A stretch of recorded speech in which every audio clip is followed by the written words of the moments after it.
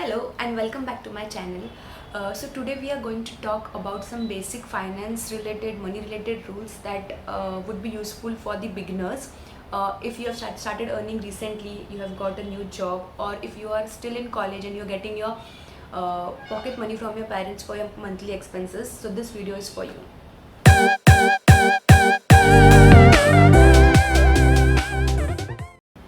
So hi, this is Shwetali, and if you are new here, please do not forget to subscribe to my channel and click on that bell icon to get more such videos. So without any further ado, let's get started with the video. So starting off, always make sure that you follow the 50, 30 and 20% rule. And now what is this rule? So suppose it says that if you have this much income, X amount of income, you should spend 50% of that onto your mandatory expenses, which are your monthly expenses like rent, food, electricity bill, etc. Then you can spend the 30% of your expenses on your wants, which would be anything that you have been wanting for a very long time, or any shopping that you want to do, or any luxury item that you want to buy. And 20% would need to go into your savings account. So I would not suggest to just save it, but the best option would be to invest it, because you are in a very young age and you can take risks at this age, because you have a very long time till your retirement and you can earn money even if you lose it at this stage. But I am sure that if you do it strategically, you won't lose any large amount of chunks. So suppose if your monthly salary is 10,000, or if your parents give you 10,000 as your monthly income, then you can split it into 50%, which is 5,000 would be used for your monthly expenses, which would be rent, food, or hostel charges, or your phone charges, internet charges, etc. You can increase this amount if needed, based on where you live and how much expenses you have.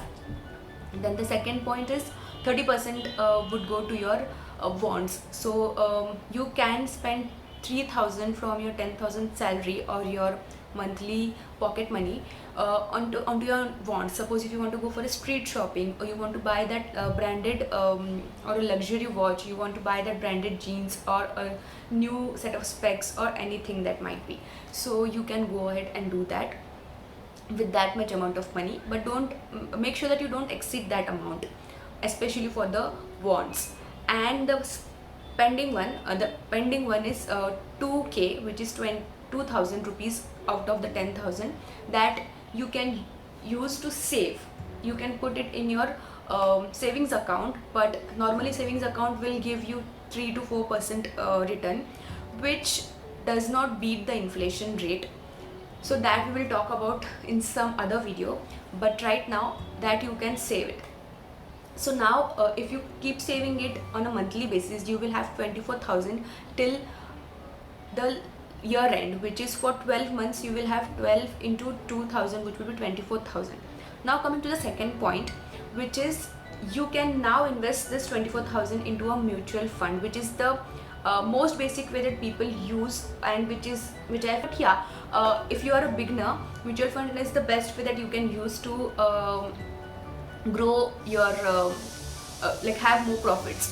So what you can do is you can start with the basic research of mutual funds, like what is a mutual fund, what is an expense ratio in a mutual fund, what is the exit load, who is the account manager, what is his history, etc. So that will help you to narrow down in 3 to 5 mutual funds which are in a good condition. And basically any mutual fund which has been growing or is in profit for the last 3 years has been the graph that they have a graph in there. So if it has been growing for the last 3 years, make sure that you take that kind of mutual fund, because it most probably that kind of mutual fund will keep growing for the next years also. So that is what we have to aim for. And make sure that you then divide your money, like you have 24,000, then you can eventually divide it based on how much risk you want to take on the mutual funds. So even in mutual funds we have 3-4 categories, like high risk mutual funds, low risk mutual funds, etc. So that I will cover in my mutual funds video. So that I will cover in my next video. Do check it out. So based on that, you can then divide your money and do the investment accordingly. So nowadays we have lots of apps which you can use to perform this kind of investments. So I personally use GROWW app, and it's been, the UI for this app is really good and it's very easy to do. So you can start using it and start investing using the same. Now that we have our monthly expenses sorted and our savings and investment sorted, the third point that I want to talk about is about the credit score. So I have made a shorts video on what a credit score is. You can go and check it out. So credit score is something which banks which determines how much a person is responsible and reliable with his own finances. So suppose if you want to take a loan, and if you go to a bank, that person will first check what kind of credit score do you have. So if you have never have ever taken a loan or done any kind of transaction, the bank person will not have any credit score history for you. So what he will do is he will give you higher interest rate loan as compared to a person who has a good credit score history. He will get a lower interest rate loan. So the best way that you can do to improve your credit score is by having a credit card. So see, the trickiest part here is that you can have a credit card, but make sure that you don't spend up to the limit of the credit card. The whole purpose of using a credit card is to improve your credit score. So make sure that if your monthly expenses are 5,000, make sure that you spend 1,000 using the credit card, and when you get a bill at the end of the month, you pay it on time. Okay, because credit cards have this tendency of incurring 35% or more interest on the amounts if not paid on time.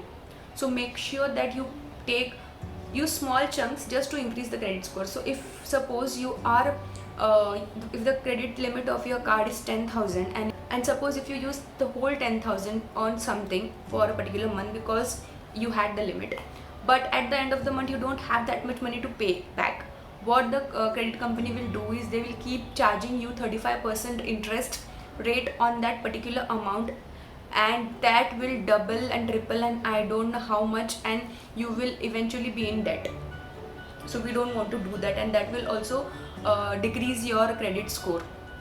So our whole point is to improve the credit score. So make sure that you have a credit card, but use it only for minimal amounts of transactions and pay the bill on time, which will help you improve the credit score for you in the future. So in future, when you try to get any type of loan, the bank will check your credit score and you will easily get a loan at a lower interest rate as compared to. So these were the 3 points that I wanted to talk about for beginners, and make sure that you follow these rules, and happy learning to you all. Do check out my next videos. I will be coming up with many such videos in the future. Thank you for watching the video. Be happy and stay healthy, and see you. Bye.